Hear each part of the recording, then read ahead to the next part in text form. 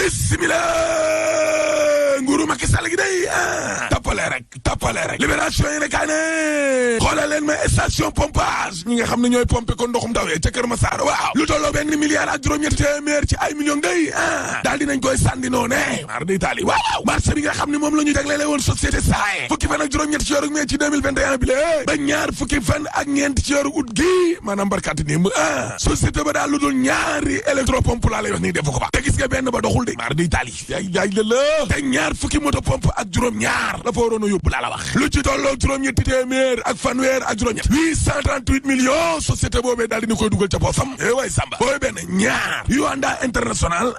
raakol yi nga xam ne kon ñoo waroon di manque ndox ma te mu waroon koo indi yëpp furaas daal di xidéen moom tamit dara yéene kaay Cheikh Mbacke gi segi ne sapeur pompier yi daal boo bëggee dégg-dëgg waaw liggéey bi nga xam ne entreprise défaillante yooyee moom la ñu waroon a liggéey yëpp daanaka sapeur pompier yi liggéey nañ ko te pourtant société yooyee ade fay na leen lu tolloo juróom-ñaari milliards ak genn wala la wax ay liggéey yoo xam ne ba léegi pareegul ay la tribune yéene kaa ne Kër Massar googe waaw benn di lu moto pompe ci boppam kon moo fa éclaté société SAE waaw moo fa waroon a installé lu tolloo ñaar fukk ak juróom benn ci ay moto pompe la table à hors sec bi de waaye ba bi ministre de l'intérieur di Antoine Diome di fa dikk société boobee ñaari moto pompe dongo la fa def ci ñaar fukk ak juróom benn libération ne ko yow kon déggoo ma de te ñaari moto pompe yooyu benn rek moom mooy dox yorinu inondation yooyu waaw Serigne Mbaye Thiam day bëgg naa daw deuxième ba pare nag di tuumaal askan wi Serigne Mbaye Thiam ne waaw inondation yi li ko waral ko ci nekk kon def nga ci dafa am loo xam ne yenn ci askan wi ñu ngi koy def daa ruslu wallaay li ONAS di génnee buñ ko wane woon ci rigol yi bilaay kon ñun ñëpp ñu am gàcce ga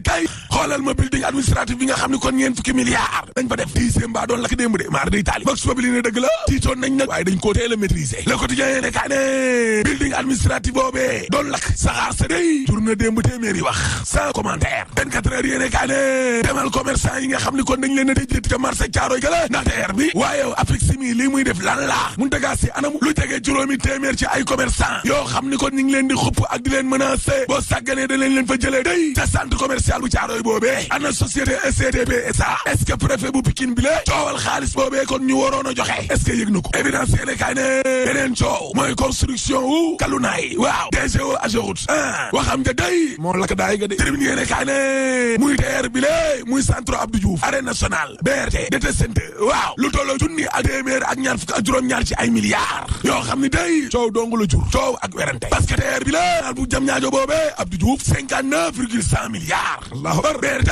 300 milliards arène nationale 38 milliards DT2 63 milliards ay la ay man lii yorinu mbas ma nag le témoin yéene kaa ne société civile ba day waaw daal dina ñuy simmi nag futi yorinu fond Covid ba 1000 milliards 1000 questions dëgg la moo njaay Cissé ONG 3D nee na gis ngeen rapport bi 1000 milliards u Covid bi du mel ni yeneen rapport yo de déedéet parce que waa société civile bi day liñ bëgg daal mooy rapport bi 1000 milliards yi ñu def ci corona gi la ne mbir mi leer critique yéene kaay ak libération yéene kaay ne commandant Sylla de daa mer ba futu di parce que commandant Moustapha Sylla nee na xam nga ñun Sénégal ñàkk bi yar di indiscipline dañu koo jël bàyyilee ko suñu bopp léegi te ñun nag dañoo def guerre joxe fa suñu bakkan ngir Sénégal général François Ndiaye ak man mi lee fu ne jaar nañ fa nekkuñu fi pour di jouer théâtre moo commandant laas ne en tout cas mbas ma day dellu na ginnaaw de mi ngi waati moom terminé yéene kaay ne Abdoulaye Diouf Sarr day waaw pourtant mi ngi def jaloore nag mi ngi def jaloore de waxuma la sax président Sarr suba day waaw waaye central oxygène ya samp nañ ko ma ngay dox ca hôpital Fann ak ca hôpital Dalal Jàmm Abdoulaye Diouf Sarr dans le temps de l'action critique yéene kaay ne Doudou Ka day waaw bëgg naa def aéroport international Blaise Diagne bi la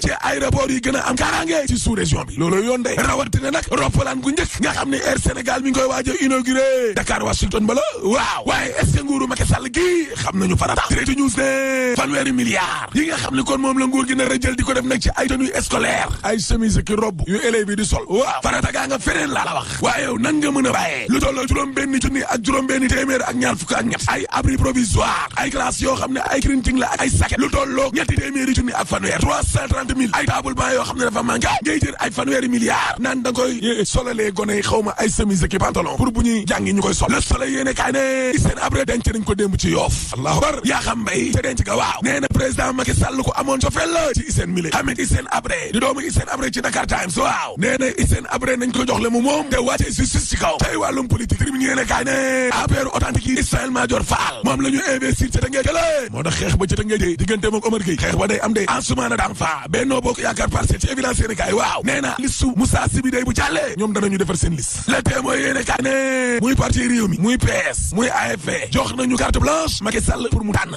way sa Macky Sall day ba muy dajee nag maanaam ak leader yu Benno Bokk Yaakaar yi waaw nee na juróomi critères yaa ngi nii tege benn intérêt général ñaar booloo nekk benn ñett di laaye biirante ñeent yar ak teggin juróom mobilisation yéene kaay gi ne ñi nekk fii nag naan dañ leen a investir ak yooyee Macky nee na loolu day dakk de parce que élection locale yi lée bii mooy bu njëkk suffrage universel direct maanaam askan wi di fal seenu maire di doog am kon nag na ran yi jub Sud Quotidien ne xam nga waa Benno day lañ nar a jàkkaarloo waat lu dul opposition bi waaw seenu bilan chômage su xale yi lée inondation njëgi seer yi yorinu corona gi maanaam demande sociale gis nga waa Benno yi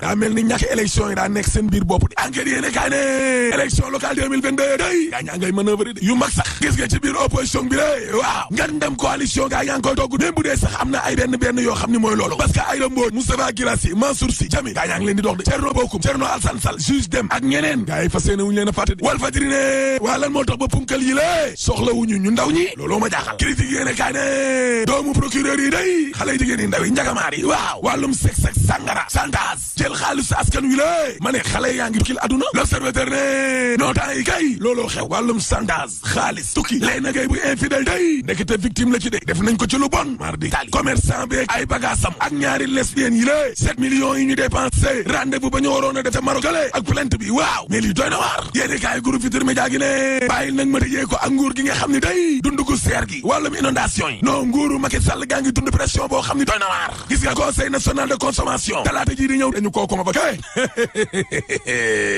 waaye nag gis nga dund gi ak lu mu seer te ñi naan suñu pétrole bi génnee wuñ ko dara du baax waaye nag suul gaz du ko tere xeeñ te troisième mandat dañ ko fiy tere rek boo paree ma ne la alaaji tëjal